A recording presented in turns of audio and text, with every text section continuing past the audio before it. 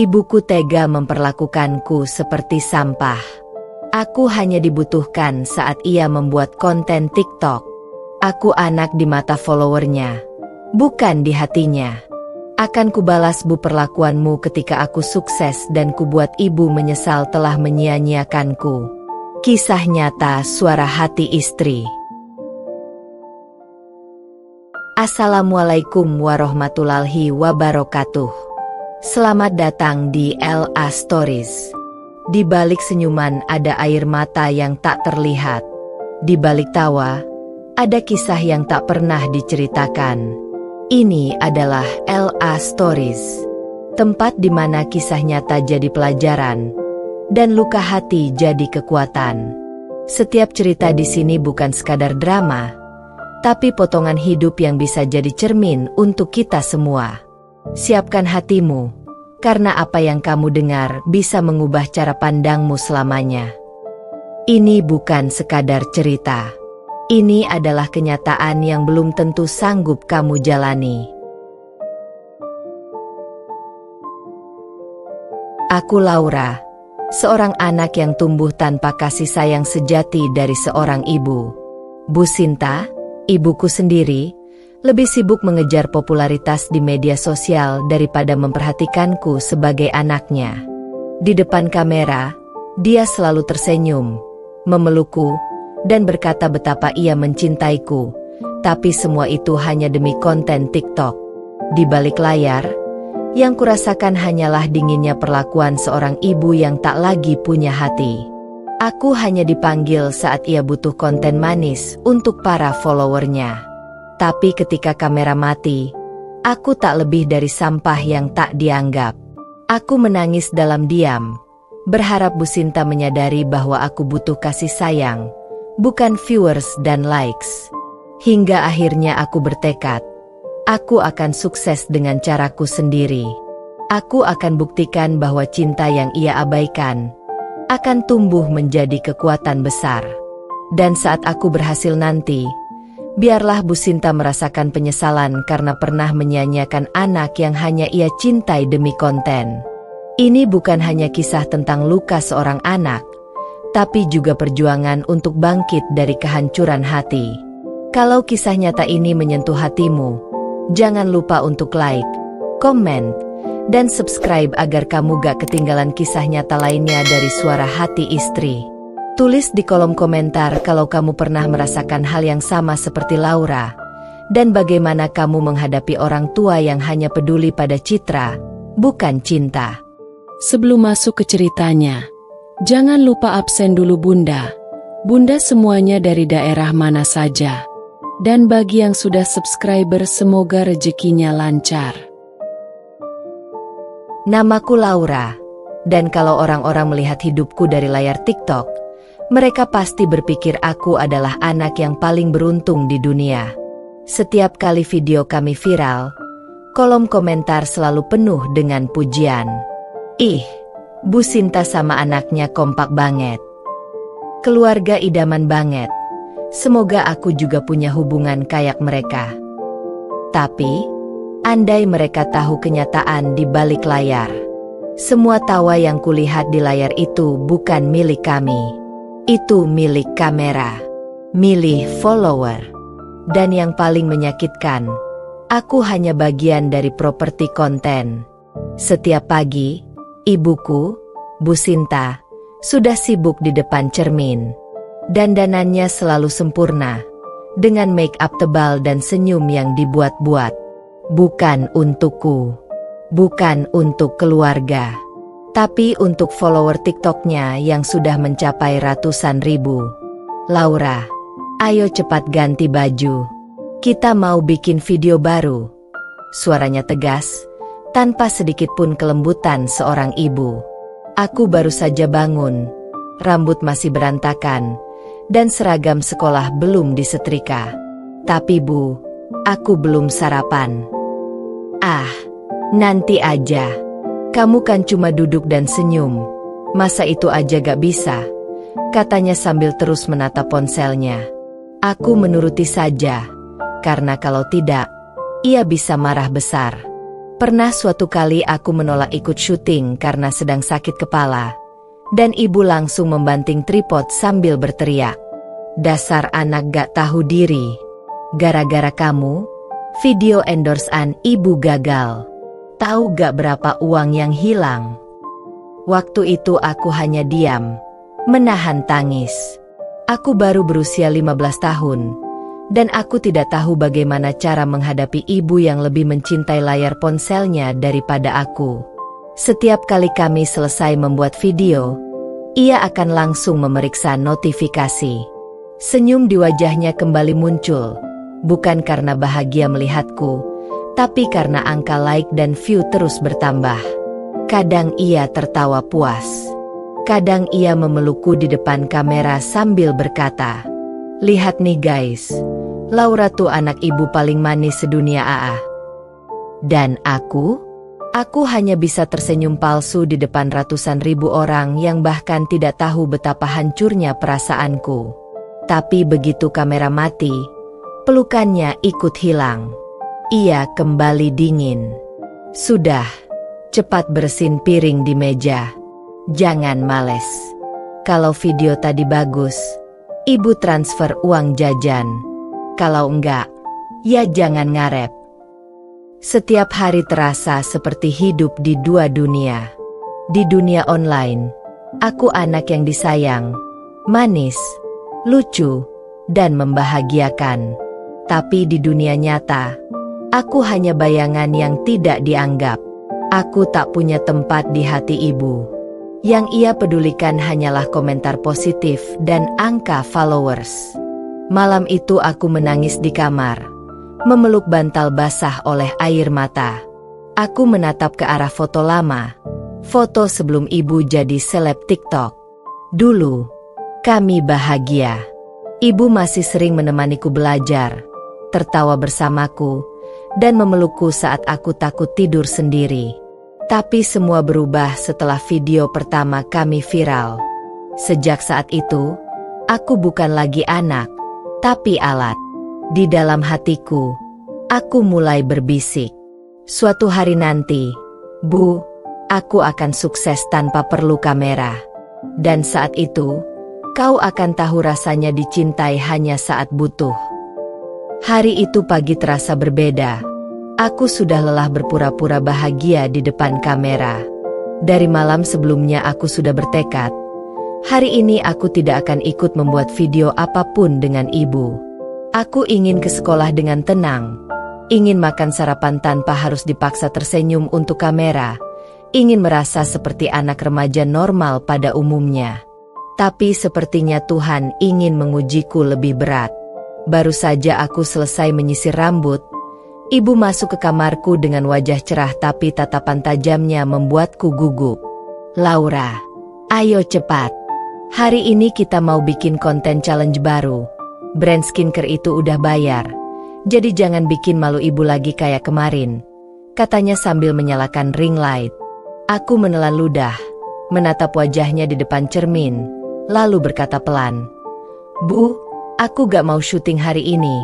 Aku harus berangkat lebih pagi ke sekolah. Ada ulangan." Suara itu nyaris bergetar, tapi tegas. Ibu terdiam sesaat. Kemudian tawanya meledak sinis. "Ulangan? Kamu pikir follower ibu peduli kamu dapat nilai berapa? Yang penting itu engagement.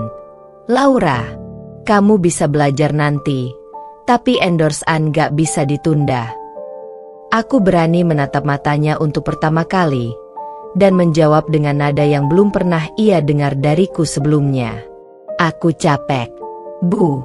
Aku bukan boneka yang bisa disuruh senyum setiap hari." Saat itu suasana kamar mendadak dingin. Ibu menatapku dengan amarah yang tidak bisa disembunyikan. "Kurang ajar kamu ya, Laura. Semua yang kamu pakai, makanan, sekolah, itu dari uang ibu bikin konten. Kalau gak mau bantu, ya gak usah makan sekalian." Kalimat itu menampar hatiku lebih keras dari tangan manapun. Aku hanya diam, menggenggam tali tas sekolahku erat-erat sambil menahan air mata yang mulai mengalir. Dalam hati aku berteriak. Jadi selama ini kasih sayangmu cuma transaksi, Bu? Ibu terus mengomel sambil mengatur kamera, berharap aku berubah pikiran. Tapi aku memilih keluar kamar, melewati ring light, dan tripod yang berdiri seperti saksi bisu kebohongan hidup kami. Langkahku terasa berat, tapi setiap langkah menjauh dari kamar itu seperti sedikit kebebasan yang akhirnya bisa kuhirup. Di luar rumah, udara pagi terasa jauh lebih jujur. Aku berjalan ke sekolah tanpa semangat, tapi di dalam diriku ada sedikit keberanian yang baru tumbuh. Aku tahu penolakanku tadi akan membuat ibu marah besar. Mungkin ia akan membuat video curhat palsu tentang anak durhaka, dan followernya akan kembali memujinya sebagai ibu yang sabar. Tapi aku tidak peduli. Untuk pertama kalinya, aku memilih diriku sendiri. Di sekolah, aku berusaha fokus belajar meski pikiranku masih kacau. Temanku, Rani, menepuk bahuku dan bertanya, "Kamu kenapa, Laura? Lihat wajahmu pucat banget." Aku hanya tersenyum lemah dan menjawab singkat, "Cuma capek." Padahal aku ingin berteriak bahwa aku bukan capek fisik, tapi capek hati, capek menjadi pemeran figuran di hidup yang seharusnya jadi milikku sendiri. Ketika pulang sekolah, aku sempat ragu untuk membuka pintu rumah. Dari luar sudah terdengar suara ibu tertawa, tapi itu tawa palsu di depan kamera. Saat aku melangkah masuk, ia langsung menatapku tajam sambil berkata dingin, "Udah pulang? Bagus. Nanti malam kita take ulang ya. Kamu harus minta maaf di depan kamera karena sudah bersikap kasar tadi pagi." Dunia seakan berhenti berputar sesaat. Jadi sekarang aku bukan hanya harus pura-pura bahagia, tapi juga harus pura-pura menyesal. Aku menatap ibu dengan mata berkaca-kaca. "Enggak, Bu. Aku gak akan minta maaf. Aku gak salah cuma karena aku pengen jadi anak, bukan artis." Ibu mendekat, suaranya mulai meninggi. "Kamu pikir kamu siapa? Kalau bukan karena ibu, kamu gak akan dikenal siapa-siapa. Kamu tuh gak punya apa-apa tanpa konten ibu." Tapi aku sudah tidak takut lagi. "Mungkin iya, Bu. Tapi nanti, aku akan punya segalanya tanpa harus jual kebahagiaan palsu," kataku sambil berjalan ke kamar. Di balik pintu yang kututup, air mataku pecah lagi. Aku tahu hari ini mungkin awal dari perang dingin antara aku dan ibu. Tapi di dalam hatiku yang remuk, ada api kecil yang mulai menyala. Api keberanian untuk membuktikan bahwa aku bisa berdiri tanpa sorotan kamera, tanpa perhatian palsu dari dunia maya, dan tanpa kasih sayang yang bersyarat dari seorang ibu yang hanya mencintaiku saat kamera menyala. Hari itu seharusnya menjadi hari yang biasa saja, tapi ternyata menjadi hari di mana harga diriku direnggut habis-habisan oleh orang yang seharusnya melindungiku. Aku baru pulang sekolah ketika kulihat tripod dan ring light sudah berdiri di ruang tamu. Wajah ibu, Bu Sinta, sudah penuh make up seperti biasa, tapi ada sesuatu di matanya yang berbeda hari itu. Bukan sekadar ambisi, tapi kemarahan yang disamarkan oleh senyum palsu. "Laura, kemari. Duduk." Ibu mau ngomong, katanya dengan nada yang terdengar manis tapi mencurigakan. Aku ragu, langkahku terasa berat. Tapi aku menuruti saja karena aku tahu kalau aku menolak, ia bisa mengamuk. Di meja sudah ada kamera yang menyala, merekam setiap gerak kami. Ibu duduk di depanku, menatapku dengan ekspresi seolah-olah sedang mengatur naskah di kepalanya. "Hai teman-teman semua, hari ini ibu mau curhat sedikit tentang masalah keluarga," katanya sambil tersenyum ke arah kamera. Aku langsung tertegun. Aku tahu arah pembicaraan ini tidak akan baik. Ibu melanjutkan, "Ternyata gak semua anak bisa ngerti perjuangan orang tuanya. Kadang, udah dikasih segalanya, masih aja kurang ajar, gak tahu diri, bahkan berani ngelawan." Aku menatapnya. Jantungku berdegup keras. Ia sedang bicara tentangku, dan di depan ribuan orang yang menontonnya. Anak sekarang tuh gampang banget ngelawan orang tua, teman-teman. Lanjutnya sambil memegang tanganku seolah penuh kasih sayang. Tapi genggamannya begitu keras, menyakitkan. Coba lihat nih, anak ibu sendiri. Kemarin aja, dia nolak bantu ibu bikin video. Alasannya capek. Tapi kalau scroll TikTok bisa berjam-jam, ya kan, Laura? Aku tersentak. Air mataku langsung menggenang. Bu, tolong jangan di depan kamera, bisikku pelan. Tapi ibu malah tersenyum makin lebar.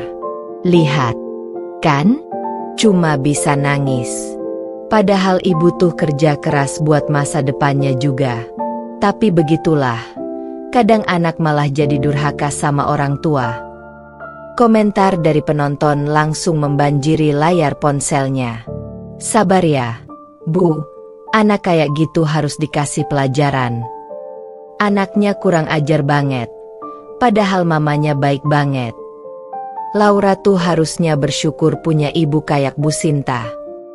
Aku membaca sekilas komentar-komentar itu dan rasanya seperti ditikam ratusan kali. Mereka semua percaya pada sandiwara ibu. Mereka semua pikir aku anak durhaka. Aku ingin menjelaskan, ingin berteriak bahwa semua itu bohong, tapi ibu menatapku tajam, seolah berkata tanpa suara, "Jangan coba-coba buka mulutmu." Ia kemudian memelukku di depan kamera, memaksa wajahku menempel di bahunya. Tapi ibu tetap sayang sama kamu, Laura. Namanya juga anak. Pasti ada salah. Semoga kamu cepat sadar ya, Nak. Kalimat itu terdengar manis bagi penonton. Tapi bagiku itu penghinaan terkejam. Begitu kamera mati, ia langsung melepaskanku dengan kasar. Bagus. Videonya pasti viral. Lihat aja nanti, biar orang tahu siapa yang benar. Aku hanya berdiri terpaku. Air mataku sudah tak bisa dibendung lagi. Bu, kenapa harus begini? Kenapa harus aku yang kau jadikan bahan tontonan? Suaraku pecah. Ibu menatapku dingin. Karena kamu pantas belajar. Dunia harus tahu kalau kamu itu gak tahu diuntung. Aku hanya menunduk. Tak mampu berkata apa-apa. Di malam yang sama, video itu benar-benar viral. Dalam beberapa jam, jutaan orang menonton. Ribuan komentar membanjiri akun ibu. Sebagian besar memujinya sebagai ibu yang sabar menghadapi anak durhaka. Dan di sisi lain, aku mulai menerima pesan-pesan penuh kebencian di akun pribadiku. Durhaka banget. Malu-maluin orang tua. Anak kayak kamu gak pantas disayang. Kasihan ibumu. Sabar banget hadapi kamu. Aku menatap layar ponselku dengan tangan bergetar. Air mata menetes tanpa suara. Rasanya seluruh dunia membenciku karena satu video kebohongan. Tapi yang paling menyakitkan bukan caci maki orang, melainkan kenyataan bahwa ibuku sendiri yang menciptakan kebencian itu. Malam itu aku duduk di lantai kamar, menggenggam ponselku erat-erat. Aku ingin menghapus semuanya, tapi kemudian muncul pikiran yang berbeda. Kalau ibu bisa menjatuhkanku di depan dunia, aku juga akan membuktikan di depan dunia bahwa aku bisa bangkit tanpa dia. Aku membuka laptopku, mulai menulis semua kejadian yang kualami di sebuah catatan digital. Setiap kalimat yang kutulis adalah luka, tapi juga awal dari perlawanan. Aku tidak tahu bagaimana caranya, tapi aku tahu satu hal, aku tidak akan selamanya jadi korban. Suatu hari nanti, orang-orang akan tahu siapa yang sebenarnya durhaka, dan siapa yang benar-benar tersakiti. Hari-hari setelah video, anak durhaka, itu viral terasa seperti neraka bagiku.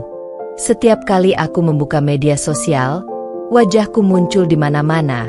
Bukan sebagai Laura yang sebenarnya, tapi sebagai sosok gadis manja yang tidak tahu diri. Teman-teman di sekolah menatapku dengan pandangan aneh. Ada yang berbisik, ada yang tertawa sinis di belakangku. Beberapa guru bahkan memandangku dengan iba, tapi tidak ada yang benar-benar tahu apa yang terjadi.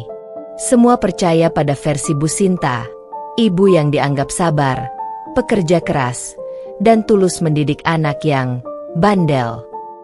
Tapi hanya aku yang tahu kebenarannya. Semua itu kebohongan yang terbungkus rapi di balik senyum palsu dan filter kamera. Setiap malam aku menatap layar ponsel, membaca komentar-komentar pedas yang mengiris hatiku. Laura gak pantas jadi anak. Bu Sinta tuh contoh ibu panutan. Gak heran anaknya kayak gitu. Mukanya aja gak sopan. Aku menutup ponselku dengan tangan gemetar. Rasanya aku ingin menghilang dari dunia ini. Tapi kemudian, dalam tangisku, muncul suara kecil di dalam hati yang berkata, "Kalau kamu diam, kamu akan selamanya jadi korban."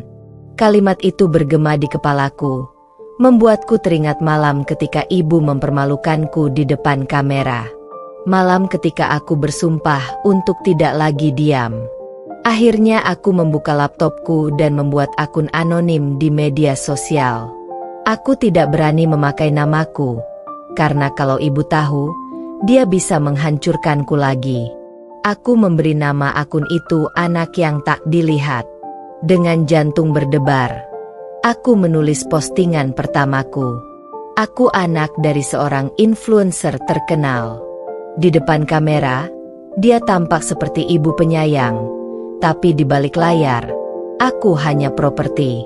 Aku disuruh menangis kalau dia butuh drama, disuruh tertawa kalau dia butuh tonton. Aku disiksa dengan kata-kata, diremehkan, dan diancam kalau menolak. Aku bukan anak di matanya, aku hanya konten.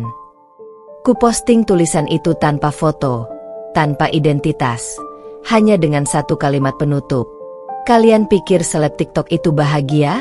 Kadang kebahagiaan mereka adalah kepalsuan yang dibangun di atas air mata anak sendiri. Awalnya aku tidak berharap banyak. Tapi beberapa jam kemudian, notifikasiku mulai penuh. Ratusan komentar masuk. Ada yang menulis, "Aku juga pernah jadi korban orang tua konten." Ada pula yang bilang, "Kamu gak sendiri." Banyak anak yang dipaksa tampil demi likes. Aku menangis membaca setiap komentar itu. Tapi kali ini bukan karena sedih. Untuk pertama kalinya, aku merasa suaraku didengar, meski tanpa nama. Keesokan harinya, postinganku mulai menyebar ke berbagai platform. Banyak akun besar yang membagikannya ulang. Judul-judul mulai bermunculan. Curhatan anak korban ibu konten viral, kisah nyata di balik dunia TikTok, anak yang hanya jadi properti. Ibu tidak tahu kalau itu tentangnya, tapi aku tahu waktuku tidak banyak sebelum ia sadar. Aku terus menulis setiap malam. Kuceritakan semua, bagaimana aku disuruh berpura-pura bahagia, bagaimana aku dimarahi kalau ekspresiku tidak sesuai naskah. Bagaimana aku merasa sendirian bahkan ketika ribuan orang menonton kami. Setiap tulisan yang kuposting menjadi semacam pelarian, tapi juga bentuk perlawanan. Dan perlahan-lahan, dunia mulai curiga. Beberapa follower ibu mulai menulis komentar di akun aslinya. "Bu Sinta, bener gak sih yang diungkap akun anonim itu tentang Anda? Kok mirip banget ceritanya sama konten Bu Sinta? Kalau itu benar, kasihan banget anaknya." Ibu mulai gelisah. Aku melihatnya mondar-mandir di rumah, memeriksa ponselnya tanpa henti. "Kenapa sih tiba-tiba semua orang nanyain aku soal akun itu?" Gumamnya kesal. Aku pura-pura tidak tahu apa-apa, tapi di dalam hati aku gemetar antara takut dan puas. Beberapa hari kemudian, ia membuat video klarifikasi. Seperti biasa, tampilannya sempurna, dengan suara lembut dan ekspresi sedih yang sudah ia kuasai betul. "Teman-teman semua, Akhir-akhir ini banyak berita bohong tentang saya. Tolong jangan percaya ya. Semua itu fitnah. Saya sayang banget sama anak saya, Laura. Kalau saya tegas, itu karena saya ingin mendidik dia jadi anak yang kuat. Kalimat itu membuatku hampir muntah. Ia terus memainkan perannya dengan begitu meyakinkan.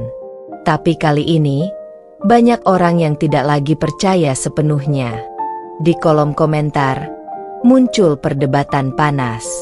Ada yang tetap membelanya, tapi ada juga yang mulai menyadari kepalsuan di balik kata-katanya. Malam itu aku membuka akun anonimku lagi, menulis satu kalimat yang membuatku gemetar ketika mengetiknya. Kalian ingin bukti? Besok aku akan tunjukkan potongan video yang belum pernah diunggah. Video yang menunjukkan siapa dia sebenarnya. Aku masih menyimpan satu video lama di laptopku. Video di mana ibu berteriak dan memaki karena aku salah menyebut skrip endorse. Waktu itu aku sembunyi-sembunyi merekamnya karena takut. Tapi kini video itu menjadi senjataku. Aku tahu, begitu video itu kunggah, hidupku tidak akan pernah sama lagi. Tapi aku juga tahu, saat kebenaran akhirnya muncul, aku tidak akan lagi jadi anak yang dituduh durhaka. Aku akan jadi anak yang berani melawan kebohongan. Malam itu aku menatap layar laptop dengan jantung berdebar. Jari-jariku melayang di atas tombol upload. Dalam hati aku berbisik, ini untuk semua anak yang dipaksa bahagia di depan kamera. Ini untuk diriku yang pernah dibungkam. Dan ini untukmu, Bu. Pagi itu udara terasa berat. Aku bahkan nyaris tak bisa menarik napas dengan tenang. Di layar laptop, video yang selama ini kusembunyikan sudah siap diunggah. Jari-jariku gemetar di atas tombol post. Dalam video berdurasi 3 menit itu, terlihat jelas wajah Bu Sinta, ibuku, dengan ekspresi marah yang belum pernah kulihat di depan kamera. Ia berteriak, membanting botol minum, lalu memaki karena aku salah membaca skrip iklan. Kamu ini bego banget sih, Laura. Kalau kayak gini, siapa yang mau kerja sama ibu lagi? Dasar anak nyusahin. Suara itu tajam, menusuk jantungku setiap kali ku dengar ulang. Tapi justru karena itulah aku tahu, video ini adalah kebenaran yang harus keluar. Aku menekan upload dan menatap layar kosong selama beberapa detik. Tidak ada suara selain detak jantungku sendiri. Dalam hitungan menit, postingan itu mulai menyebar. Komentar pertama muncul cepat, lalu ratusan, lalu ribuan. Astaga, ini Bu Sinta. Ternyata akun anonim itu beneran. Kasihan banget anaknya. Ternyata selama ini disiksa secara mental. Dunia maya tiba-tiba meledak. Semua orang yang dulu memujanya mulai mempertanyakan sosok yang mereka anggap ibu sempurna. Di TikTok, potongan videoku dibagikan ulang oleh banyak akun besar. Di Twitter, nama Bu Sinta masuk daftar trending topik. Media gosip online mulai menulis artikel dengan judul yang membuat dadaku bergetar. Terbongkar. Video viral perlihatkan sisi gelap seleb TikTok Bu Sinta terhadap anak kandungnya. Di rumah, aku mendengar ibu berteriak dari ruang tamu. Ia tampak panik, wajahnya pucat, rambutnya berantakan. Ini pasti ulah kamu, kan, Laura? Kamu yang nyebarin video itu? Suaranya menggelegar. Aku tidak menjawab. Hanya menatapnya dengan mata yang sudah tidak bisa lagi meneteskan air mata. Semua sudah terlalu hancur untuk ditangisi. Kamu sadar gak? Gara-gara kamu semua kerja sama brand batal. Semua orang nyerang ibu. Katanya lagi, kali ini dengan nada memohon. Mereka bilang aku ibu jahat. Laura, kamu puas? Kamu senang ibu dipermalukan kayak gini? Aku menarik napas dalam-dalam, lalu menjawab dengan tenang tapi tegas. Aku gak pernah senang, Bu.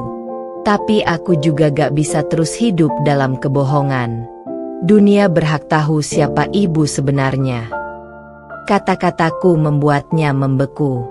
Ia menatapku lama, seolah tak percaya anak yang dulu selalu diam kini bisa menatap balik dengan keberanian.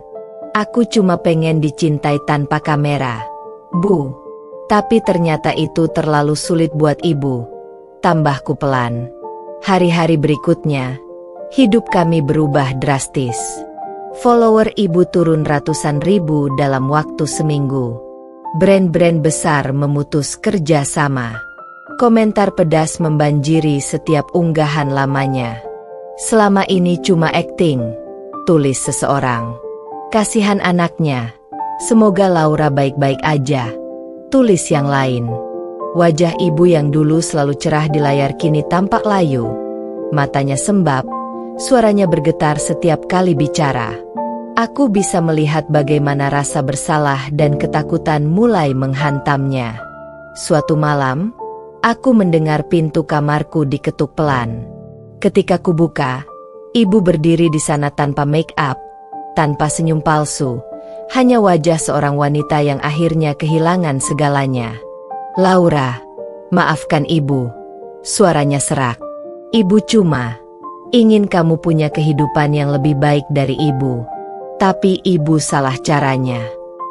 Air matanya menetes, dan untuk pertama kalinya aku percaya, itu bukan akting. Tapi aku tidak langsung menjawab. Aku hanya berkata pelan, "Maaf, Bu. Aku belum siap memaafkan. Aku masih luka." Ia menunduk, lalu pergi meninggalkan kamar dengan langkah gontai. Malam itu aku duduk di tepi tempat tidur, menatap jendela yang dipenuhi bayangan lampu kota. Di layar ponselku, notifikasi terus berdatangan. Banyak orang mengirim pesan dukungan. Beberapa media ingin mewawancaraku, tapi aku tidak membalas satupun. Aku tidak mencari ketenaran. Aku hanya ingin keadilan untuk hatiku yang selama ini diabaikan. Beberapa minggu kemudian, akun anonimku akhirnya kututup. Aku menulis satu pesan terakhir sebelum menghapusnya. Aku bukan ingin mempermalukan siapapun. Aku hanya ingin didengar. Kadang, keberanian terbesar bukan melawan orang lain, tapi melawan kebohongan yang mengekang kita sendiri. Setelah itu, aku memutuskan untuk benar-benar memulai hidup baru. Aku menulis kisahku dalam bentuk buku harian digital. Setiap bab adalah luka yang perlahan sembuh. Aku mulai fokus belajar, mencari beasiswa untuk melanjutkan kuliah di luar kota. Aku ingin pergi jauh, bukan untuk kabur dari masa lalu, tapi untuk membangun masa depan yang tidak lagi bergantung pada validasi siapapun. Bu Sinta kini jarang membuat konten. Sesekali ia muncul di media, meminta maaf, berjanji akan berubah. Tapi aku sudah tidak ingin kembali ke masa di mana setiap senyumku adalah perintah, bukan perasaan. Aku tidak tahu apakah suatu hari nanti aku bisa memaafkannya sepenuhnya. Tapi aku tahu satu hal, aku sudah menang. Bukan karena aku menghancurkan nama ibuku, tapi karena akhirnya aku berhasil menemukan kembali diriku yang hilang. Dunia boleh menilainya sesuka hati, tapi aku tahu kebenaran sudah bicara. Dan malam itu, untuk pertama kalinya setelah sekian lama, aku tersenyum tanpa kamera.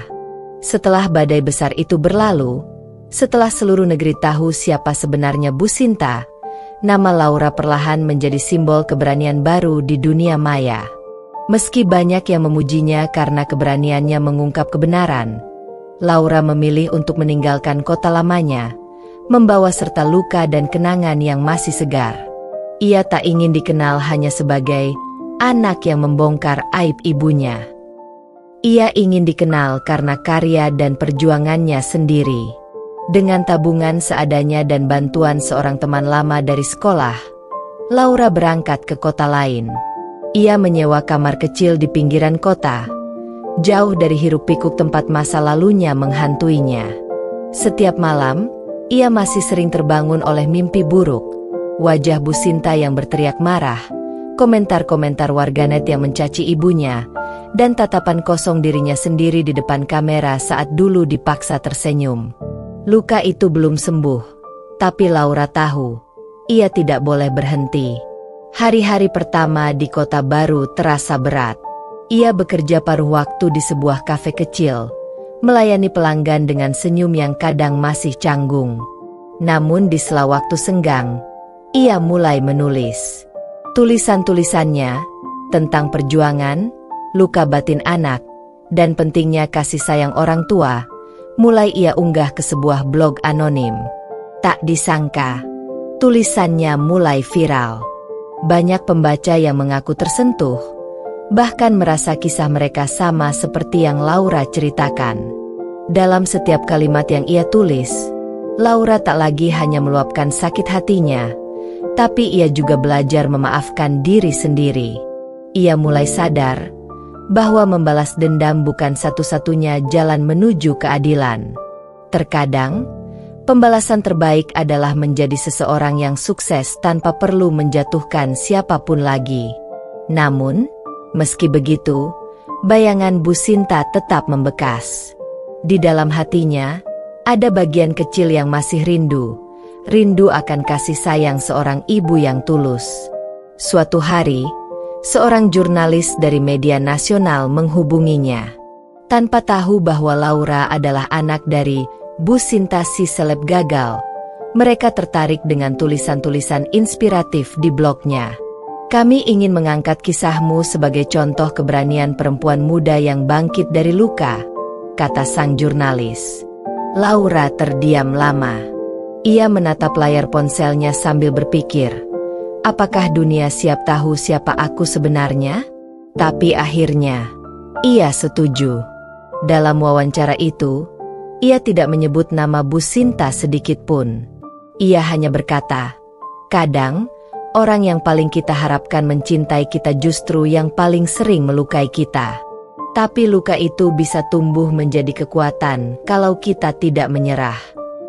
Kalimat itu menjadi viral, lebih viral dari skandal ibunya dulu. Warganet mulai mengenalnya bukan sebagai korban, tapi sebagai pejuang yang bangkit dari luka keluarga toksik. Kini Laura mulai mendapat undangan untuk berbicara di beberapa seminar remaja, membagikan kisahnya tentang keberanian menghadapi kekerasan emosional dari keluarga sendiri. Setiap kali berdiri di atas panggung, ia teringat masa kecilnya, masa ketika ia dipaksa menjadi properti media sosial. Namun kali ini berbeda. Kamera-kamera yang mengarah padanya tidak lagi membuatnya takut. Karena sekarang, ia bukan lagi korban. Ia adalah seseorang yang punya suara. Namun jauh di dalam hati, Laura tahu perjalanannya belum selesai. Ia belum benar-benar bebas dari bayangan masa lalu. Karena di sisi lain kota, Bu Sinta juga masih hidup dalam kehancuran namanya sendiri. Dan entah mengapa, Laura merasa bahwa suatu hari nanti, takdir akan mempertemukan mereka lagi. Entah untuk saling memaafkan, atau untuk mengakhiri semua luka yang belum selesai. Laura menatap langit malam dari balkon kecil kontrakannya. Angin berhembus lembut membawa aroma kopi dari kafe tempatnya bekerja. Dengan mata berkaca-kaca, ia berbisik pelan. Aku sudah sampai di sini, Bu. Bukan karena kontenmu, tapi karena aku belajar bertahan sendiri. Dan malam itu, untuk pertama kalinya setelah sekian lama, Laura tersenyum tanpa paksaan. Sebuah senyum yang lahir bukan dari sorotan kamera, tapi dari kebebasan yang akhirnya ia miliki. Waktu telah berlalu hampir setahun sejak skandal besar itu. Nama Bu Sinta kini tinggal kenangan di dunia maya, kenangan yang pahit dan penuh cibiran. Akun TikToknya yang dulu punya jutaan pengikut kini sepi, sebagian besar followernya pergi setelah kebenaran tentangnya terbongkar. Brand-brand yang dulu berebut mengajaknya bekerja sama kini menolak mentah-mentah. Di dunia nyata, Bu Sinta hidup dalam bayang-bayang rasa malu dan kehilangan status. Rumah mewah yang dulu dibangun dari hasil endorse kini perlahan dijual satu persatu. Ia kehilangan teman, kehilangan pekerjaan, dan yang paling menyakitkan, kehilangan anaknya, Laura, yang kini tak pernah mau dihubungi lagi. Meski berusaha tegar di depan orang, setiap malam Bu Sinta duduk di depan cermin menatap wajahnya yang mulai menua, dengan tatapan hampa. "Apa aku memang ibu seburuk itu?" tanyanya lirih, tapi hatinya tak pernah benar-benar mencari jawaban, karena di balik rasa sesalnya, masih ada ego yang belum mati. Suatu malam, saat sedang menonton berita di televisi, Bu Sinta terdiam. Di layar terpampang sosok yang sangat ia kenal, Laura, kini tampil dalam sebuah talk show nasional. Sang pembawa acara memperkenalkannya sebagai penulis muda inspiratif yang bangkit dari luka masa lalu dan mengubah penderitaan menjadi kekuatan. Wajah Bu Sinta menegang. Matanya menatap Laura yang kini tampil anggun, tenang, dan berwibawa. Sosok yang dulu ia rendahkan, kini menjadi seseorang yang dipuja banyak orang. Dadanya bergetar antara bangga dan marah. Ia menatap layar itu lama, lalu berbisik pelan, "Anak itu benar-benar berani melawanku." Tapi setelah beberapa detik, sesuatu di wajahnya berubah. Sebuah senyum tipis muncul, bukan senyum haru, melainkan senyum penuh perhitungan. "Kalau aku bisa mendekatinya lagi, mungkin aku bisa memperbaiki semuanya," ucapnya. Tapi dalam hatinya, kata memperbaiki bukan berarti menebus dosa, melainkan memulihkan citra dirinya sendiri. Hari-hari berikutnya, Bu Sinta mulai mencari tahu keberadaan Laura. Ia menghubungi teman lama, bahkan mencoba menelusuri akun media sosial yang mungkin berkaitan dengannya. Namun Laura tak pernah muncul dengan identitas aslinya dimanapun. Hingga suatu hari Bu Sinta menemukan sebuah artikel di situs lokal kota kecil yang menampilkan foto Laura sedang berbicara di acara komunitas remaja. Dari situ, ia tahu, anaknya kini tinggal di kota itu. Tanpa pikir panjang, Bu Sinta berangkat ke sana. Sepanjang perjalanan, pikirannya berkecamuk. Antara ingin meminta maaf dan ingin memanfaatkan momen. "Kalau aku bisa rekonsiliasi dengan Laura di depan kamera, orang-orang pasti akan memaafkanku," pikirnya. Tapi di sisi lain, ia juga merasa rindu pada anak yang dulu ia abaikan. Namun rasa rindu itu selalu kalah oleh keinginan untuk mengembalikan popularitasnya yang hilang. Ketika akhirnya ia sampai di kota itu, Bu Sinta menunggu di depan kafe tempat Laura bekerja. Ia melihat anaknya dari kejauhan. Berpakaian sederhana, tersenyum pada pelanggan, begitu berbeda dari gadis yang dulu selalu tampak murung di rumah. Bu Sinta ingin berlari memeluknya, tapi langkahnya tertahan. Ada sesuatu yang menusuk hatinya, bukan karena penyesalan, tapi karena sadar bahwa Laura kini hidup bahagia tanpa dirinya. Beberapa hari kemudian, Bu Sinta nekat datang ke acara komunitas tempat Laura menjadi pembicara. Saat acara selesai dan kerumunan bubar, ia menghampiri Laura dengan suara bergetar. "Laura, ini ibu." Dunia Laura seakan berhenti sejenak. Ia mematung. Orang-orang di sekitar menatap heran, dan Laura segera menarik napas panjang sebelum berkata datar, "Ibu mau apa?" Bu Sinta menunduk, air matanya menetes, meski di hatinya masih ada naskah perhitungan. "Ibu datang untuk minta maaf. Nak, ibu menyesal. Ibu sudah salah. Ibu cuma ingin kau memaafkan ibu. Satu kali saja." Tapi mata Laura tak menunjukkan emosi. Ia tahu persis bagaimana ibunya bisa berpura-pura menangis. Ia sudah melihat akting itu puluhan kali di depan kamera dulu. "Ibu menyesal?" tanya Laura pelan. "Atau ibu takut dunia terus membenci ibu?" Pertanyaan itu menampar Bu Sinta keras. Wajahnya pucat, dan untuk sesaat ia kehilangan kata-kata. "Ibu cuma ingin memperbaiki semuanya," jawabnya gugup. Laura menatap lurus ke mata ibunya. "Yang ingin ibu perbaiki itu hubungan kita, atau nama ibu di internet?" Keheningan yang panjang menyelimuti mereka. Bu Sinta tak bisa menjawab. Air matanya kini benar-benar mengalir. Entah karena rasa malu, Atau karena akhirnya ia sadar bahwa topeng yang ia kenakan selama ini telah hancur? Laura menarik napas dalam-dalam, lalu berkata, "Aku sudah memaafkan ibu, tapi bukan untuk ibu, untuk diriku sendiri. Aku tidak mau hidup dengan kebencian lagi. Tapi jangan pernah berpikir aku akan kembali ke masa lalu itu." Bu Sinta terpaku. Laura berjalan pergi tanpa menoleh lagi, meninggalkan ibunya yang masih berdiri di tengah halaman aula dengan mata kosong.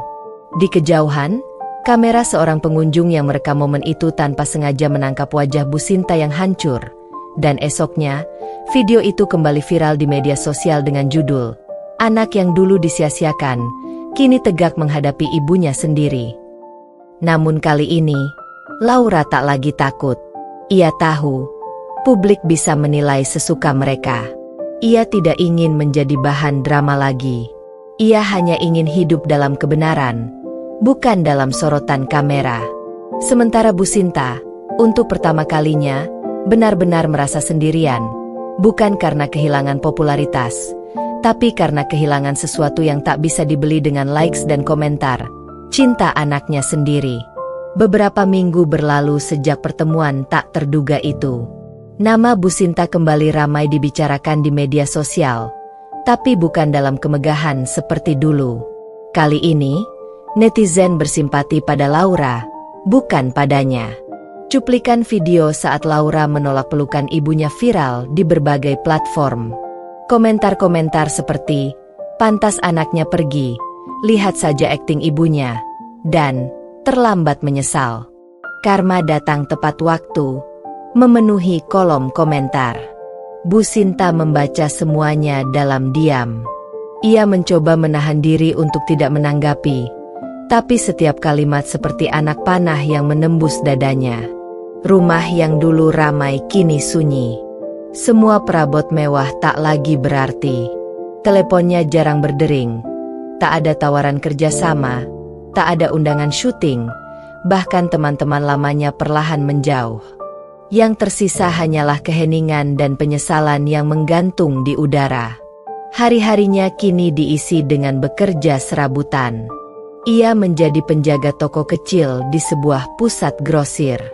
Dari sosok yang dulu disanjung ribuan orang, kini Bu Sinta harus berdiri berjam-jam melayani pembeli yang bahkan tak tahu siapa dia dulu. Kadang ada orang yang mengenalinya dan berbisik-bisik pelan, "Itu kan Bu Sinta, yang dulu viral karena anaknya." Bisikan itu menusuk, tapi ia tak lagi punya tenaga untuk membela diri. Malam hari, ia duduk di kamar sempitnya, menatap dinding kosong. Di meja kecilnya masih tersimpan foto lama, dirinya dan Laura ketika Laura masih kecil, diambil sebelum dunia mengenal mereka. Dalam foto itu, Laura kecil tersenyum lebar sambil memegang tangan ibunya. "Dulu kamu begitu sayang sama aku." "Ya, Nak," bisiknya lirih sambil mengelus foto itu. Air matanya jatuh satu persatu, tanpa disadari. Untuk pertama kalinya, air mata itu bukan bagian dari akting. Itu tangisan penyesalan yang sesungguhnya. Malam itu, Bu Sinta mencoba membuka kembali akun media sosial lamanya.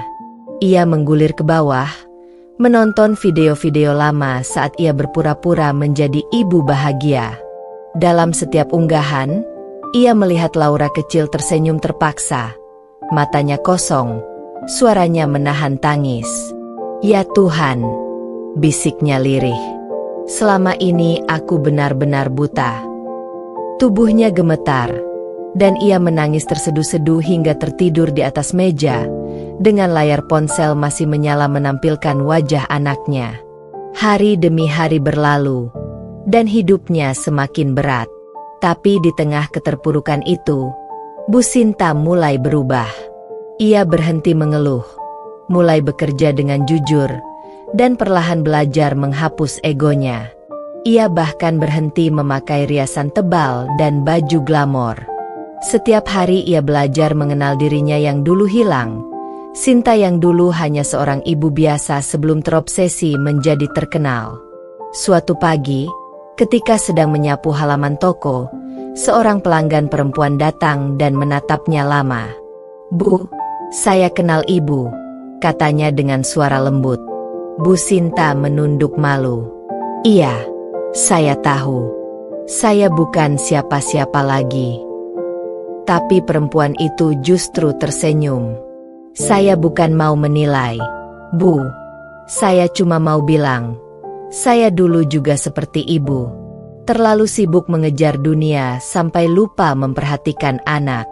Tapi waktu masih memberi kesempatan, saya memilih pulang." Kata-kata itu menggema di kepala Bu Sinta sepanjang hari. Waktu masih memberi kesempatan. Kalimat itu menusuk hatinya. Malamnya, Bu Sinta menulis surat panjang untuk Laura. Bukan untuk membela diri, bukan untuk membenarkan masa lalu, tapi untuk mengakui semua kesalahannya. Dalam surat itu ia menulis dengan tinta yang bercampur air mata. "Laura, Nak, ibu tidak tahu bagaimana harus memulai. Ibu tidak berharap kau kembali, tidak berharap kau memaafkan ibu di depan siapapun. Ibu hanya ingin kau tahu bahwa selama ini ibu buta. Ibu lebih mencintai layar dan angka daripada mencintaimu. Ibu ingin berhenti pura-pura kuat. Ibu ingin kau tahu, ibu benar-benar menyesal. Bukan karena dunia membenci ibu, tapi karena ibu menyakiti seseorang yang paling mencintai ibu dengan tulus." Keesokan harinya, ia memberanikan diri mengirim surat itu ke alamat kafe tempat Laura bekerja. Setelah itu, ia tak lagi menunggu jawaban. Ia merasa telah melakukan hal yang seharusnya ia lakukan sejak lama. Ia mulai menjalani hidup dengan lebih tenang, walau kesepian masih sering datang seperti bayangan di setiap malam. Beberapa minggu kemudian, di tengah kesibukannya di toko, pemilik toko menyerahkan sebuah amplop putih. "Untuk ibu, dari seseorang bernama Laura." Tangan Bu Sinta bergetar saat menerimanya. Ia membuka perlahan, membaca tulisan tangan yang begitu ia kenali. "Bu, aku sudah membaca surat ibu. Terima kasih karena akhirnya ibu menulis tanpa kamera. Aku tidak tahu apakah aku sudah siap bertemu. Tapi aku bahagia tahu ibu masih hidup dan berusaha menjadi lebih baik. Jaga diri ibu, karena aku sudah memaafkan sejak lama. Aku hanya belum bisa melupakan. Tapi mungkin suatu hari, aku akan datang, bukan sebagai anak yang marah, tapi sebagai seseorang yang sudah berdamai." Air mata Bu Sinta jatuh deras, tapi kali ini ia tersenyum. Hatinya terasa ringan. Untuk pertama kalinya setelah sekian lama, ia merasakan sesuatu yang benar-benar hangat di dadanya, ketulusan cinta seorang anak, meski tanpa pelukan. Hari itu, Bu Sinta menatap langit senja yang berwarna oranye keemasan. Di tengah segala kesederhanaan hidupnya kini, ia berbisik pelan, "Terima kasih, Nak, karena kau masih mau mengingat ibu." Ia menutup matanya dan merasakan hembusan angin sore menyentuh wajahnya. Dalam keheningan itu, ia tahu satu hal pasti. Kadang, Tuhan membiarkan kita kehilangan segalanya hanya agar kita belajar menghargai satu hal, cinta yang tulus tanpa syarat. Musim hujan baru saja datang. Langit sore di kota kecil tempat Laura kini tinggal berwarna kelabu, dan angin membawa aroma tanah basah yang menenangkan. Kafe tempat Laura bekerja tampak sepi hari itu. Hanya suara rintik hujan di luar dan dentingan sendok dari pelanggan yang tersisa. Di pojok ruangan, Laura sedang merapikan buku catatan dan menulis beberapa ide untuk acara komunitas minggu depan. Ia tampak lebih tenang kini, tak lagi dibayangi oleh masa lalu, meski hatinya masih menyimpan ruang kosong yang tak pernah bisa diisi siapapun. Namun sore itu, sesuatu terasa berbeda.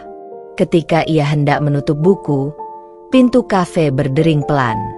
Dari balik kaca, muncul sosok yang membuat seluruh tubuhnya kaku seketika. Bu Sinta. Tubuh wanita itu tampak jauh lebih kurus dari terakhir kali Laura melihatnya. Wajahnya tirus, rambutnya beruban sebagian, tapi sorot matanya kali ini tak lagi sama. Tak ada lagi kilatan ego, tak ada lagi keinginan untuk tampil di depan kamera. Hanya ada kerendahan hati dan kelelahan yang panjang. Laura terpaku di tempatnya. Tangannya gemetar tanpa sadar. Banyak perasaan datang bersamaan. Marah, rindu, takut, dan iba. Bu Sinta berdiri di ambang pintu dengan pakaian sederhana, memegang payung yang masih meneteskan air hujan. Ia tidak berani mendekat, hanya menatap Laura dari jauh, seolah setiap langkah yang ingin diambilnya adalah dosa yang harus diukur. "Aku boleh duduk sebentar, Nak?" Suara itu lirih, hampir tenggelam oleh suara hujan. Laura tak langsung menjawab. Ia hanya menatap ibunya lama, lalu perlahan mengangguk. "Silakan, Bu." Mereka duduk di meja paling pojok. Tak ada kamera, tak ada penonton, tak ada naskah yang disiapkan seperti dulu. Hanya dua manusia yang pernah saling menyakiti, kini duduk di hadapan satu sama lain dengan diam yang menyesakan. Butuh beberapa menit sebelum Bu Sinta berani bicara. "Terima kasih sudah membiarkan Ibu datang," ucapnya pelan. "Ibu, nggak mau ganggu hidupmu lagi. Ibu cuma mau lihat kamu baik-baik saja." Laura menghela napas dalam, menatap wajah ibunya yang tampak begitu rapuh. "Aku baik, Bu. Aku berusaha hidup tenang sekarang." "Syukurlah," bisik Bu Sinta. Ia menunduk, kedua tangannya saling menggenggam di pangkuannya. "Kau kelihatan bahagia, Nak. Lebih bahagia tanpa ibu, ya?" Pertanyaan itu membuat dada Laura sesak. Ia menatap keluar jendela, melihat butir hujan menetes di kaca. "Bukan begitu, Bu. Aku bahagia karena akhirnya aku belajar hidup tanpa rasa takut. Tapi aku tetap anak ibu. Itu nggak pernah berubah." Air mata Bu Sinta menetes tanpa bisa ditahan. "Ibu jahat ya, Nak? Ibu kira dulu cinta itu bisa ditunjukkan dengan sukses, dengan angka, dengan sorotan kamera. Ibu pikir kalau dunia suka kita, berarti hidup ini berhasil. Tapi ternyata, dunia bisa pergi kapanpun. Yang ibu punya cuma kamu, dan ibu malah buang kamu." Laura menatap ibunya dengan mata berkaca-kaca. Ia teringat malam-malam penuh air mata ketika dulu dipaksa tersenyum di depan kamera. Semua rasa sakit itu kembali, tapi kini tidak lagi setajam dulu. Ia sadar, luka itu sudah mulai mengering. "Ibu," katanya perlahan, "aku nggak bisa melupakan semuanya. Tapi aku juga nggak mau terus hidup dengan membenci ibu. Karena kalau aku terus marah, aku nggak akan pernah sembuh." Bu Sinta menatapnya, suaranya serak. "Jadi, kau sudah maafkan ibu?" Laura tersenyum kecil. "Sudah. Tapi bukan karena ibu memintanya. Karena aku ingin damai. Aku ingin hidupku berjalan tanpa dendam." Hening kembali menyelimuti mereka. Hujan di luar turun semakin deras, menambah suasana sendu di antara dua hati yang akhirnya mulai mengurai simpul masa lalu. Bu Sinta membuka tas kecilnya dan mengeluarkan sesuatu.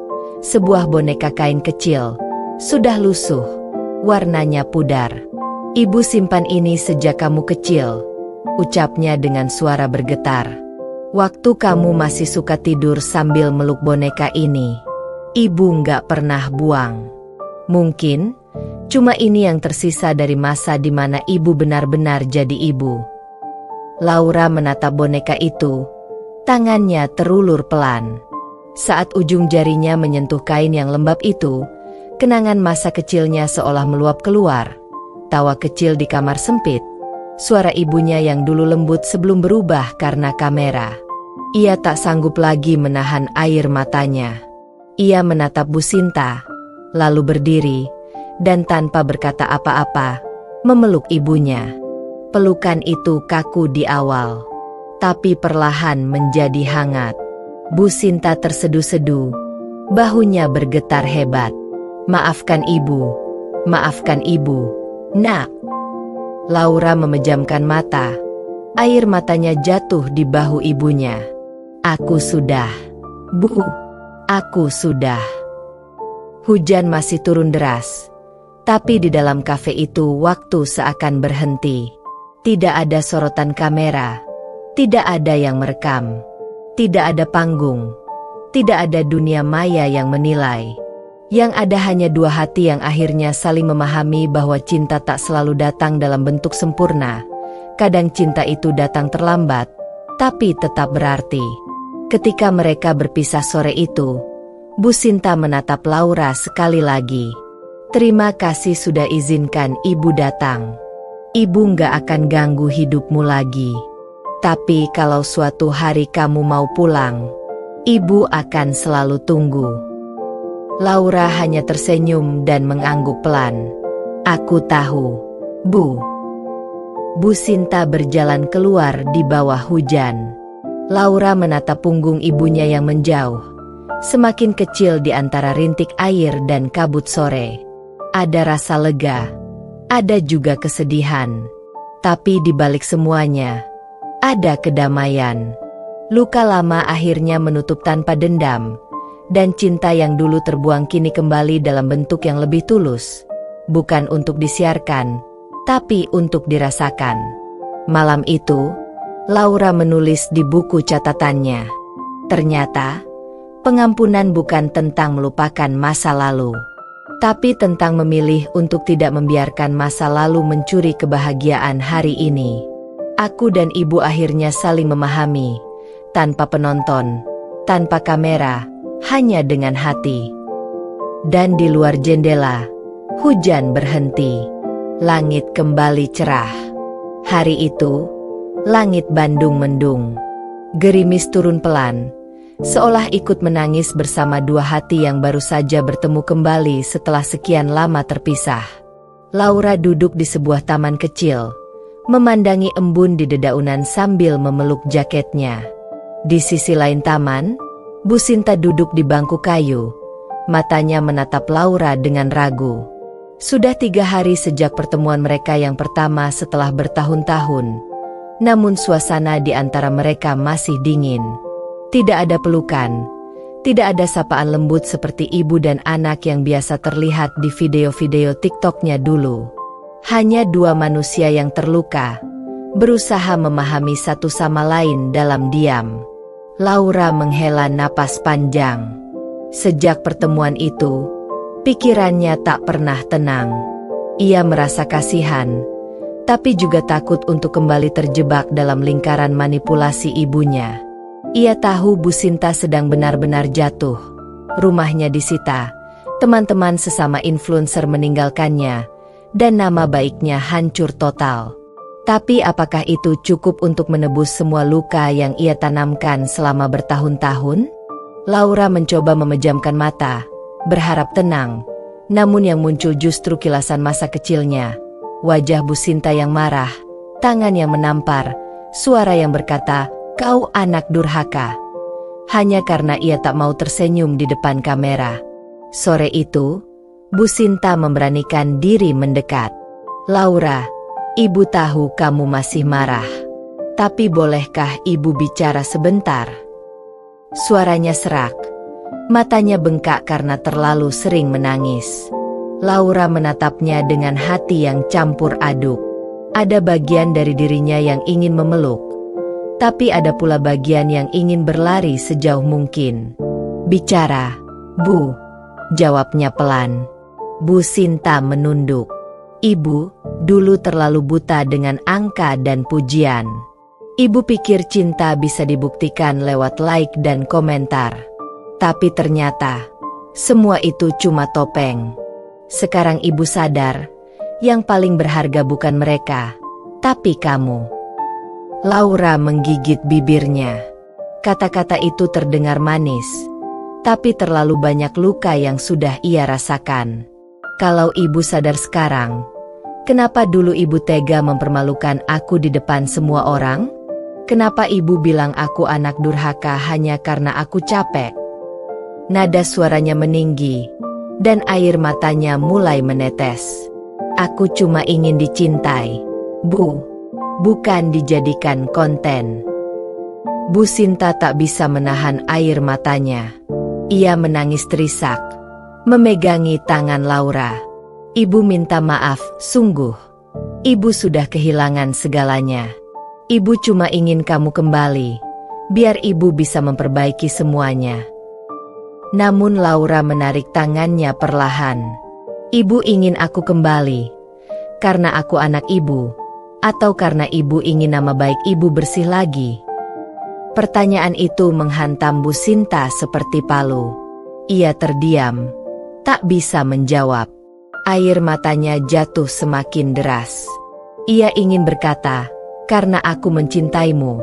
Tapi hatinya tahu sebagian dari dirinya masih haus akan pengakuan publik, masih ingin disukai orang. Laura pun berdiri. Aku nggak benci ibu. Aku cuma belum bisa percaya lagi. Ia berjalan pergi di bawah gerimis yang semakin deras, meninggalkan Bu Sinta yang tersungkur di bangku taman itu sambil menangis keras. Beberapa minggu berlalu. Hidup Laura mulai stabil. Ia bekerja sebagai desainer grafis freelance, dan beberapa brand kecil mulai mempercayainya untuk mengelola media sosial mereka. Dunia digital yang dulu jadi sumber traumanya, kini justru jadi alat penyembuhan. Ia membuat konten sendiri, bukan tentang kemewahan, bukan tentang pencitraan, melainkan kisah penyembuhan dan keberanian. Tanpa menyebut nama, ia menceritakan kisah seorang anak yang terluka oleh ibunya, dan bagaimana anak itu memilih memaafkan tanpa harus kembali disakiti.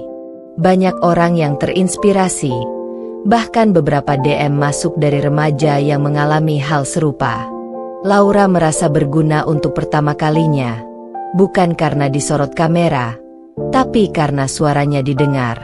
Suatu malam, saat Laura sedang mengedit video, notifikasi muncul di ponselnya. Sebuah akun lama bernama Sinta Official mengunggah video baru, bukan konten glamor, bukan promosi skincare, melainkan sebuah pengakuan. Dalam video itu, Bu Sinta duduk di kursi sederhana, tanpa riasan, tanpa pencahayaan mewah. Aku ingin minta maaf, katanya lirih di depan kamera. Kepada anakku, Laura. Aku bukan ibu yang baik. Aku menyakitinya, mempermalukannya, dan menganggapnya hanya sebagai alat.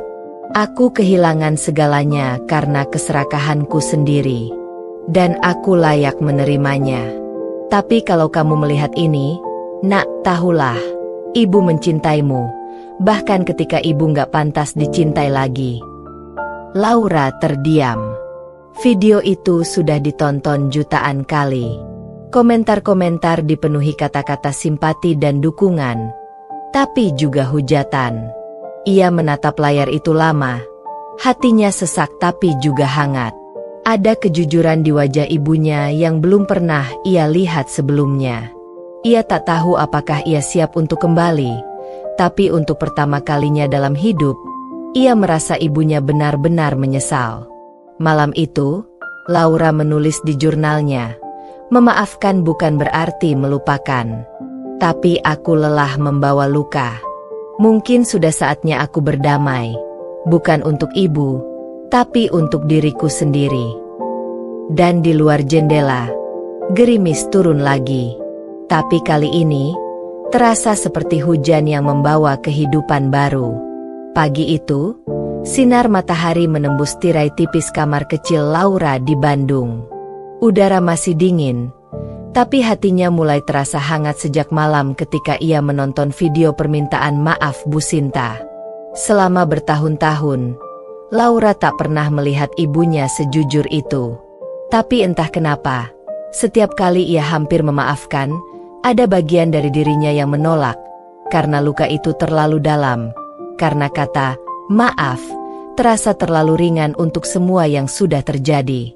Ia menatap keluar jendela, melihat langit biru yang perlahan berubah mendung. Seolah alam tahu, kedamaian yang baru mulai tumbuh ini belum akan berlangsung lama. Beberapa hari kemudian, Laura menerima panggilan telepon dari nomor tak dikenal. "Halo, ini benar dengan Laura, anak dari Bu Sinta?" Suara di seberang terdengar lembut tapi tegas. "Iya, benar. Ini siapa ya?" tanya Laura hati-hati. "Saya dari pihak Rumah Sakit Citra Kasih. Mbak, ibu Anda baru saja dibawa ke sini karena serangan jantung ringan. Kami menemukan nomor Anda di daftar kontak darurat beliau." Dunia Laura seakan berhenti. Ia terdiam, tangan gemetar, napasnya tercekat. Dalam sekejap, semua kenangan buruk lenyap digantikan oleh rasa takut kehilangan. Tanpa berpikir panjang, ia langsung bergegas ke rumah sakit, menumpang ojek online dengan air mata yang tak bisa ia tahan lagi.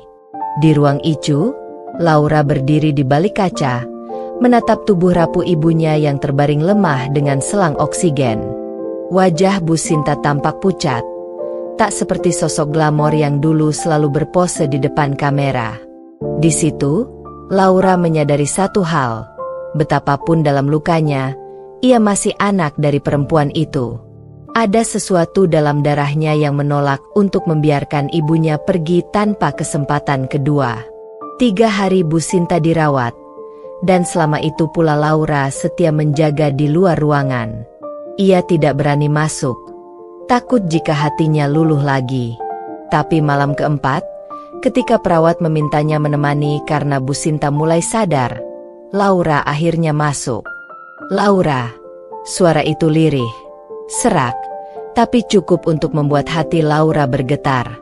"Ibu, jangan bicara dulu. Istirahat saja," katanya sambil menahan air mata. Tapi Bu Sinta menggenggam tangan Laura lemah.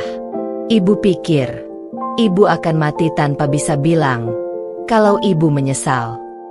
Air mata itu jatuh, satu persatu. Laura menatap ibunya lama, mencoba menahan emosi yang bergejolak. "Aku di sini, Bu. Udah, jangan banyak bicara dulu. Aku nggak mau ibu kenapa-kenapa." Beberapa hari setelahnya, keadaan Bu Sinta mulai membaik. Namun justru di saat itu, ujian baru datang. Seorang mantan rekan konten Bu Sinta, bernama Rasti, tiba-tiba mengunggah video lama yang memperlihatkan Laura kecil menangis karena dipaksa take ulang adegan minta maaf kepada ibunya. Video itu menjadi viral dengan cepat. Komentar-komentar tajam kembali bermunculan. Ada yang memaki Bu Sinta, tapi ada juga yang menuduh Laura sengaja memanfaatkan keadaan untuk mencari simpati. Ternyata anaknya juga cari panggung, kayak ibunya, tulis salah satu komentar. Laura merasa dunia kembali menelannya bulat-bulat. Semua luka lama terbuka lagi. "Aku capek," ucapnya di depan cermin sambil menatap wajah sendiri yang sembab. Ia merasa seperti terjebak dalam lingkaran yang sama, selalu menjadi korban dalam permainan publik, entah itu ulah ibunya atau orang lain. Tapi kali ini, ia tidak mau diam. Ia menulis di akun pribadinya, "Aku nggak butuh pembelaan siapapun. Aku cuma mau jujur bahwa tak semua anak beruntung dilahirkan dari cinta. Tapi aku belajar menciptakan cinta sendiri, bahkan ketika dunia menertawakan." Postingan itu menjadi viral dalam waktu 1 malam. Namun alih-alih memancing kebencian, banyak orang yang justru mengirimkan dukungan. Seorang jurnalis bahkan menghubunginya untuk mengangkat kisahnya sebagai dokumenter bertema anak yang disia-siakan dunia digital. Tapi di tengah gelombang dukungan itu, Laura menerima pesan dari Bu Sinta. "Nak, jangan teruskan. Ibu nggak kuat kalau masa lalu itu diungkit lagi.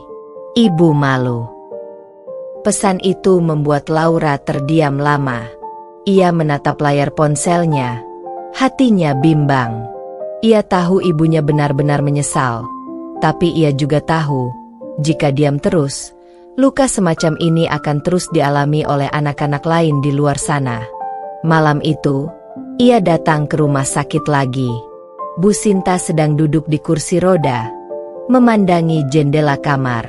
"Ibu tahu kamu marah," ucapnya tanpa menoleh.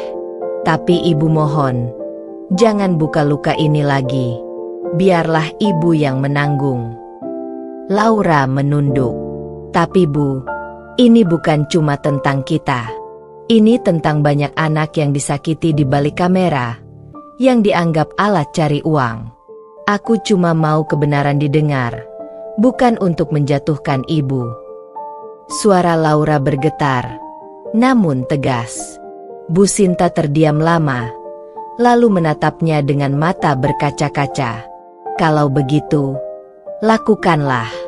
Tapi jangan lupa, jangan biarkan kebencian yang memimpin jalanmu."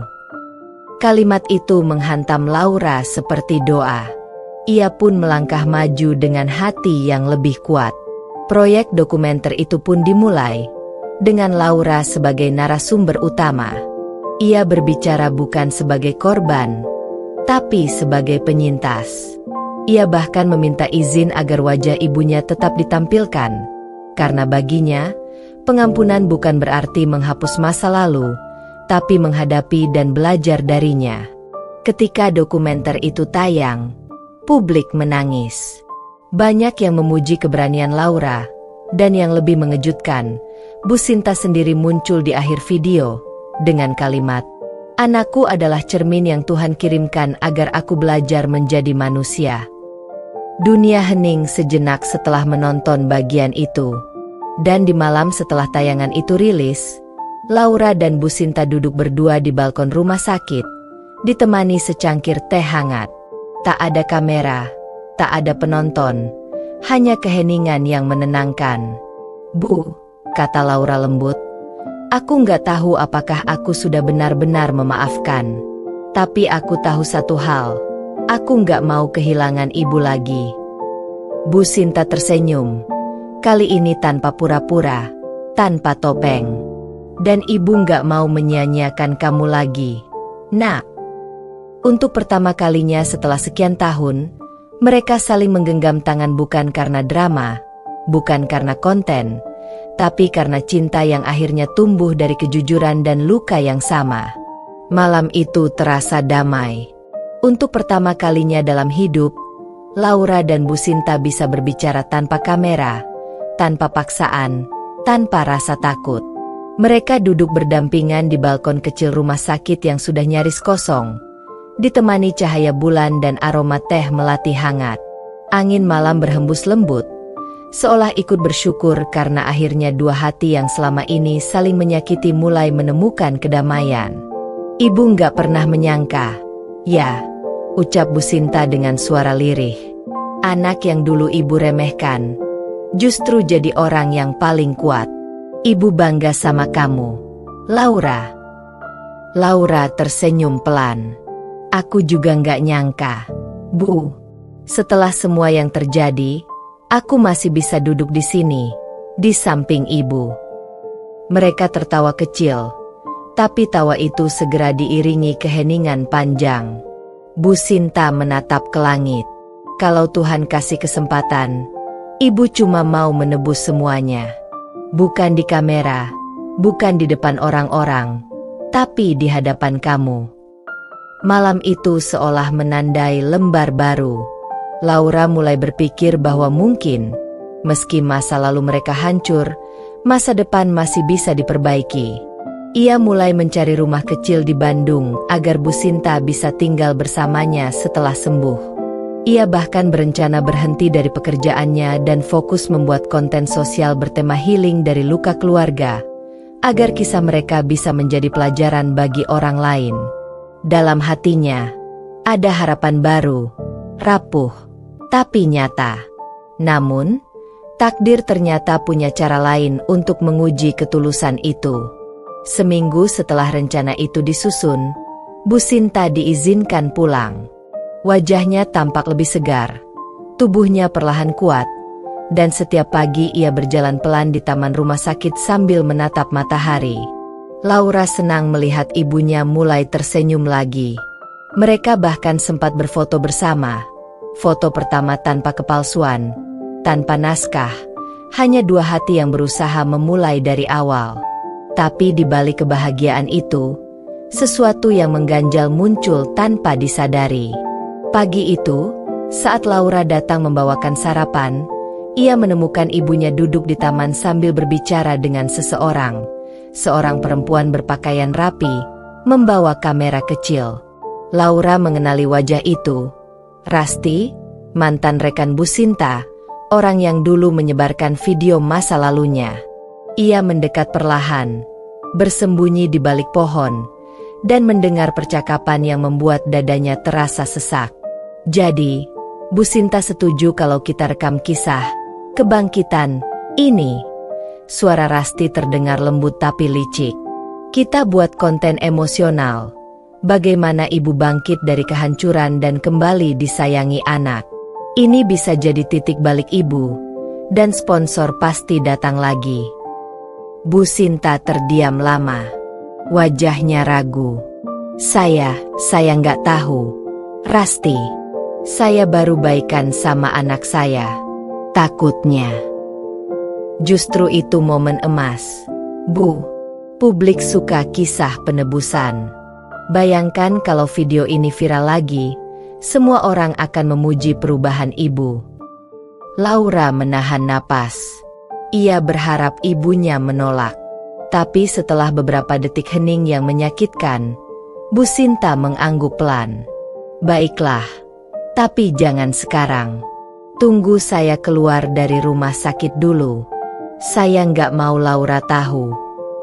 Dunia Laura runtuh seketika. Ia berdiri kaku di balik pohon.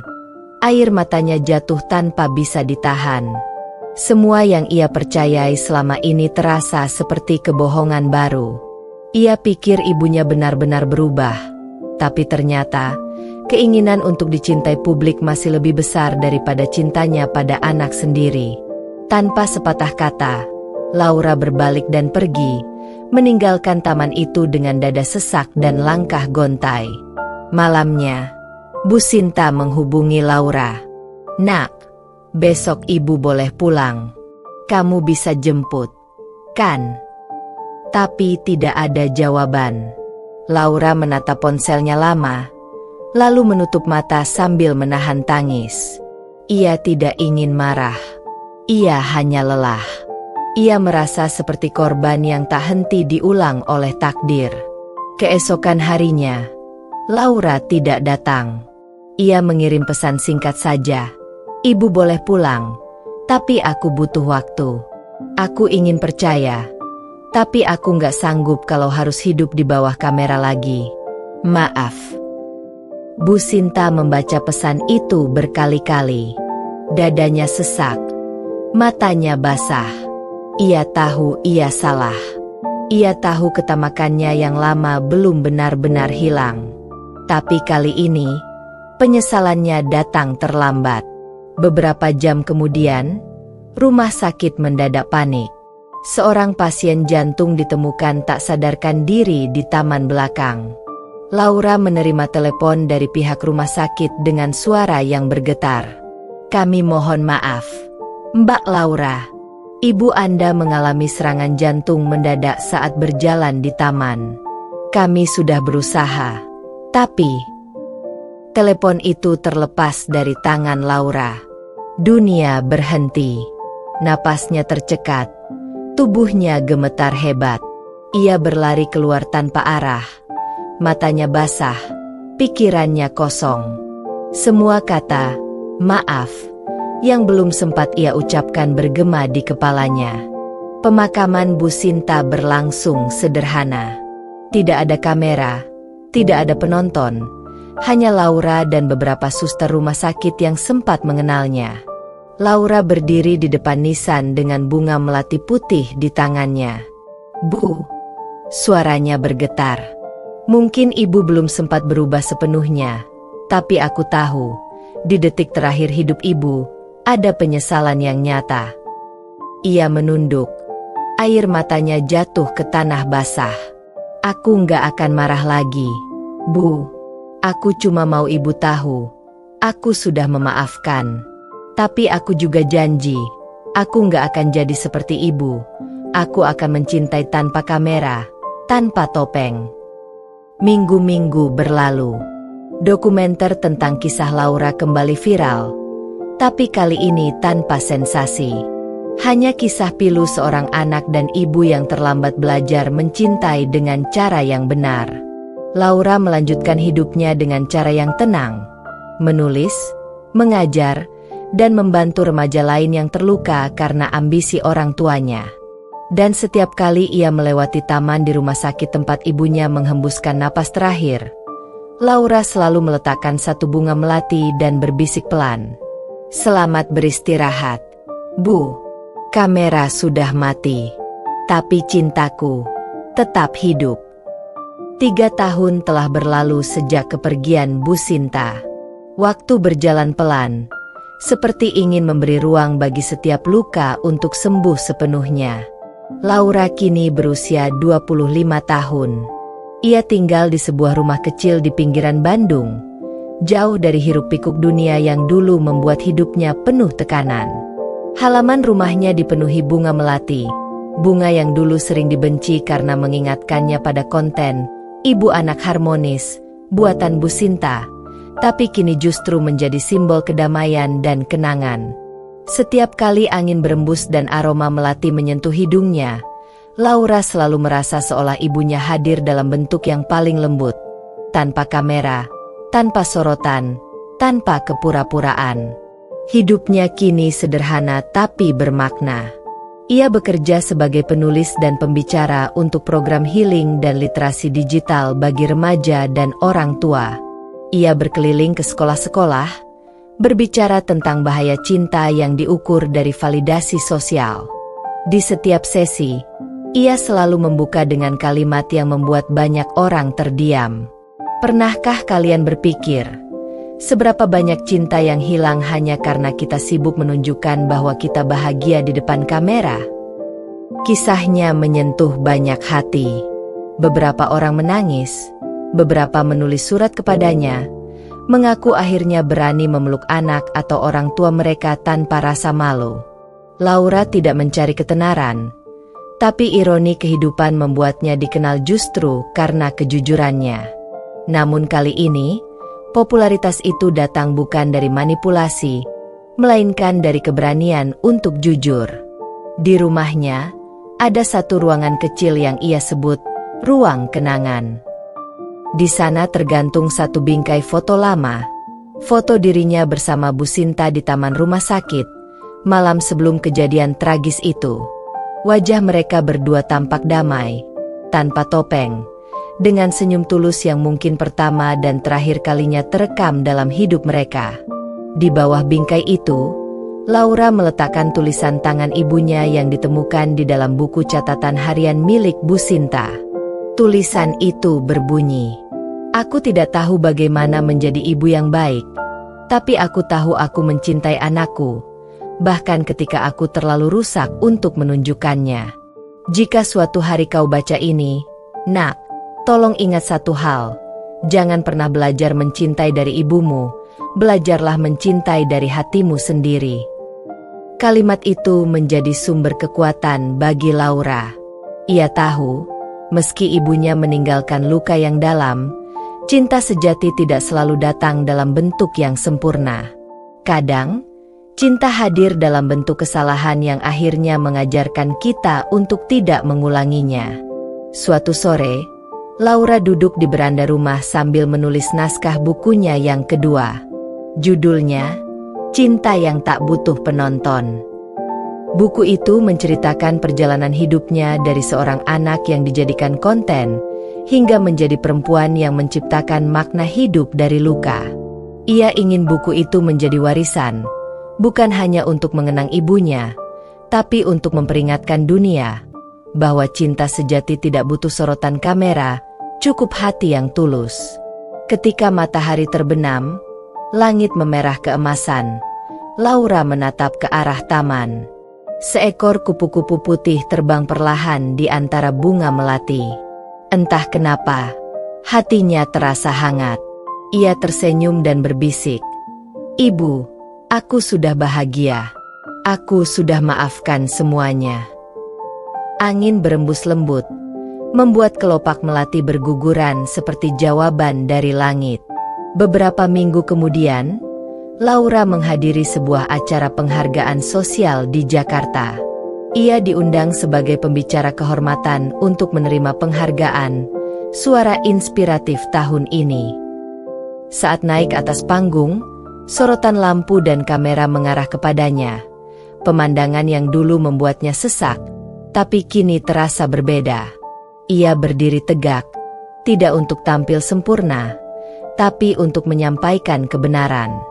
"Dulu," katanya dengan suara bergetar namun tegas, "aku membenci kamera, karena kamera membuatku merasa seperti boneka. Tapi hari ini, aku belajar bahwa kamera bukan musuh. Keserakahan dan kebohongan manusialah yang menjadikannya senjata. Jadi hari ini, aku ingin mendedikasikan penghargaan ini untuk seseorang yang mengajarkan aku dua hal. Bagaimana rasanya kehilangan cinta, dan bagaimana rasanya belajar mencintai lagi. Untuk Ibu, Bu Sinta, terima kasih sudah mengajarkanku arti kejujuran." Tepuk tangan bergema. Tapi Laura tahu, penghargaan itu bukan untuk dirinya. Itu adalah bentuk penebusan terakhir untuk seorang ibu yang telah pergi dengan rasa bersalah, tapi meninggalkan pelajaran yang abadi. Malam itu, setelah acara usai, Laura berdiri sendirian di balkon hotel, menatap bintang-bintang. Ia tersenyum kecil sambil menggenggam liontin kecil berisi foto ibunya. "Kita memang gagal jadi ibu dan anak yang sempurna," katanya lirih. "Tapi kita berhasil jadi dua manusia yang belajar mencintai dengan cara yang paling manusiawi, dari luka." Hujan turun pelan, seperti air mata langit yang penuh kasih. Dan di antara gemericik hujan itu, Laura merasa tenang. Tidak ada lagi kamera, tidak ada lagi komentar, tidak ada lagi topeng. Hanya ada cinta, cinta yang tumbuh dari kejujuran, bertahan dari luka, dan hidup selamanya di dalam hati. Tamat.